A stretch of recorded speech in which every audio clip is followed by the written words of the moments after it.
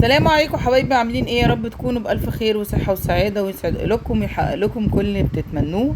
بسم الله الذي لا يضر مع اسمه شيء في الأرض ولا في السماء، وهو السميع العليم. والنهاردة معانا أكلة بسيطة جدا جدا وسهلة جدا جدا، وفي نفس الوقت مش مكلفة خالص. جبنا ايه؟ جبنا أجنحة يا جماعة. النهاردة هنعمل أجنحة بطريقة سهلة وبسيطة خالص خالص خالص. طبعا في الحر اللي احنا فيه ده بندور على الاكلات السهله البسيطه اللي ما تخليناش نقف في المطبخ كتير.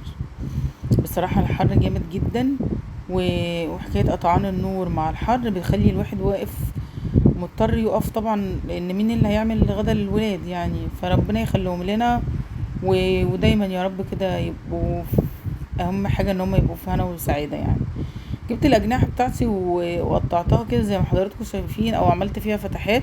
وبعد كده حطيت هنا معلقه كبيره صويا صوص، وبعد كده جبت معلقه ونص صلصه معلبه، حطيتهم على الصويا صوص اللي كانت في البوله اللي قدام حضراتكم دي. وحطيت برضو بما يعادل معلقه خل. وبعد كده هجيب معلقه دبس رمان، هضيفها بقى على الخلطه بتاعتي دي. وهجيب اللهم صل على محمد، هجيب معلقه توم حلوه كده،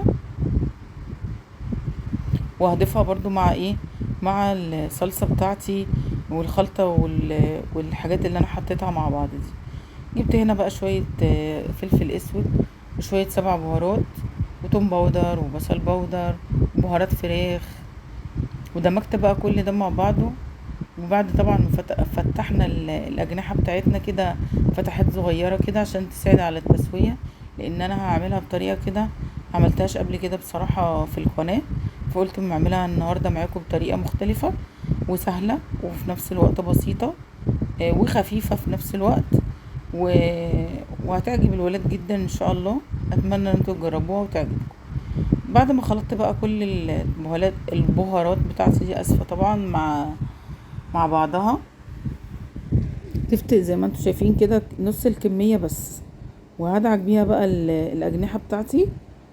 هدعك بقى كده، وهخلي كل الصوص بتاعي ده يدخل في قلبي، والتتبيلة تدخل في قلبي ايه، الأجنحة والفتحات بتاعت الأجنحة. وهنا جبت عندي فضلة خير ربنا نص رز بسمتي، نقعته في مية سخنة من الكاتل، غليتها، وهسيبه بقى منقوع فيها شوية بتاع ربع ساعة كده، على محضر ايه الطاسة بتاعتي او الجريل بتاعتي، اللي انا هعمل فيها ايه، هعمل فيها اجل فيها الجناحة بتاعتي صدمة. بس انا هديها صدمة ورصها كده زي ما حضراتكم شايفين. وبعد كده يعني اخليها تاخد صدمة من الجنبين، بس في نفس الوقت هطول عليها شوية علشان تاخد زي ايه، زي لون تحمير كده. هي طبعا هتكون لسه مستويش السوى الكامل، بس انا هفضل يعني اديها وش كده من هنا واقلبها، واديها وش من الناحيه التانية، وافضل فاهمين يا جماعه، هي اقلب فيها واعدل فيها، اقلب فيها واعدل فيها، لحد ما احس انها ايه، هي كده كده الاجنحه بتبقى تاخد سوا بسيط وسوا يعني مش كتير، بس برضو ايه، نحاول كده فاهميني طبعا. يا رب تكونوا فاهميني ان انا يعني زي ما انتم شايفين خدت زي وش تحمير اهي، او وش جلد كده من الجنب الاولاني، فبقوم قلباها على الجنب التاني.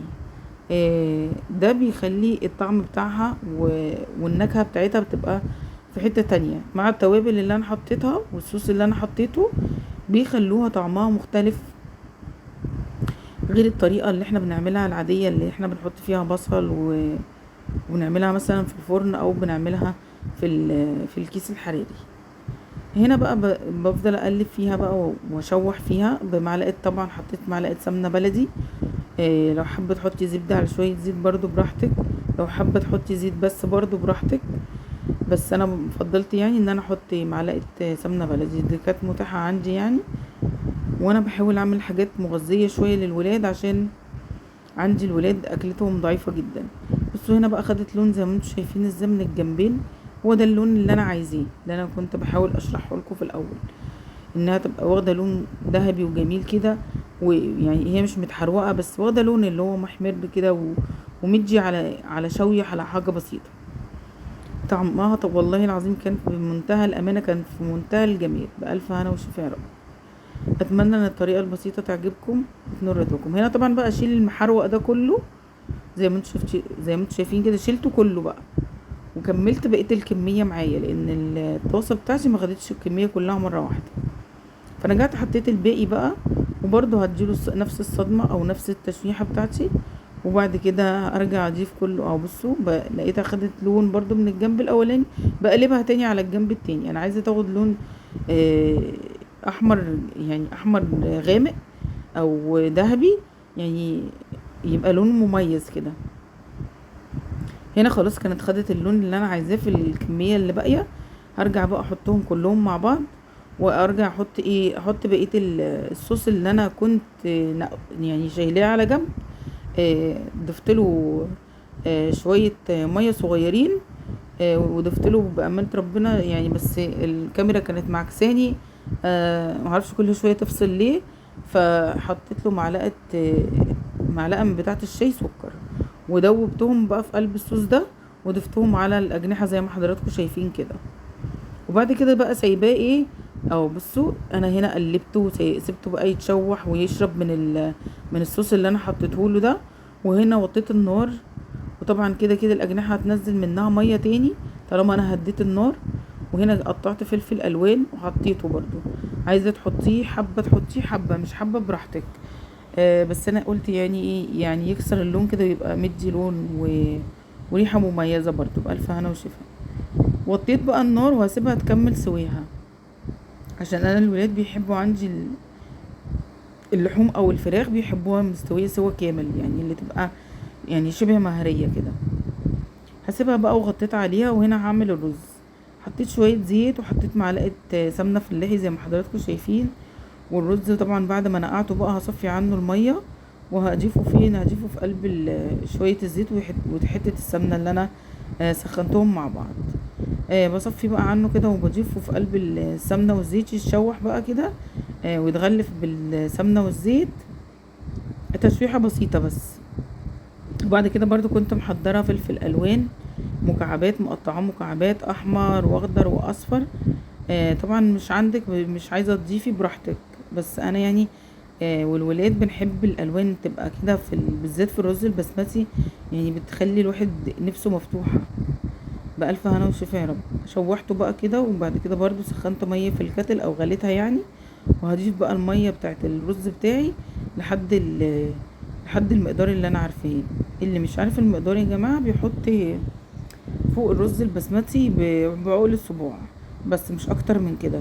مش ضعف اللي طالما انا نقعته مش بحط له ميه كتير زياده عن اللزوم، وبيبقى مستوي وبيبقى في منتهى الجمال. عقله واحده فوق يعني عقله واحده فوق فوق مستوى الرز يعني بس. واسيبه بقى لحد ما يستوى، وبعد كده هدي عليه النار يكمل سويه. هنا كانت الاجنحه بتاعتي بقول لكم بصوا شكلها كانت خلاص شربت الصوص اللي انا حطيته لها واستوت وبقت في منتهى الجمال. هنا بقى جبت زي لون الاصفر ده وعملت رز يعني، بس حطيت حبايه وحبايه بس، مش عارفه الكاميرا مش جايبه ليه. وهنا كانت الاجنحه بتاعتي بقول لكم بصوا سواها بألف هنا وشفا. ما تنسوش بالله عليكم تعملوا لي لايك والشير وتفعيل الجرس وتشتركوا في القناه عشان القناه تكبر بيكم ومعاكم، والصفحه كمان على الفيسبوك تكبر بيكم ومعاكم، وتشيروا الفيديو كتير وتعملوا له مشاركه عشان قناتي وصفحتي تكبر بيكم ومعاكم. واشوفكم على خير بكره مع